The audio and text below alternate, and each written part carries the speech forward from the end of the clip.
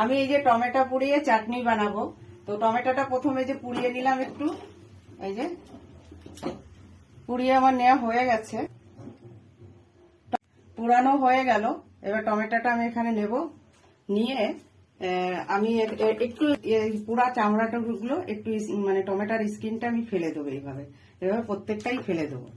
প্রত্যেকটা আমি ফেলে দিয়েছি এবার চামড়াগুলো। এবার এর মধ্যে আমি দেব একটু ফ্রেশ ধনিয়া পাতা, এই যে, আর দেব কাঁচা লঙ্কা। কাঁচা লঙ্কা তোমাদের স্বাদ অনুযায়ী দিতে পারো। আর আমি দেব 2 কোয়া রসুন। আর রসুন যে না খাও সে স্কিপ করতে পারো। আর একটুখানি আদা দেব। আর দেব এখানে স্বাদ অনুযায়ী একটু বিট লবণ দেবো, তাহলে স্বাদটা বেড়ে যাবে। আর এখানে দেব আমি আয়োডিন লবণ, নর্মাল লবণ, ওটা 2টো লবণই দিতে হবে। দিয়ে এবার আমি এটা মিক্সিতে দিয়ে ব্লেন্ডারে ব্লেন্ড করে নিয়ে আসবো। এবার আমি ব্লেন্ড করে নেব। আমার হয়ে গেছে ব্লেন্ড করা। এবার কেমন হলো চাটনিটা দেখি।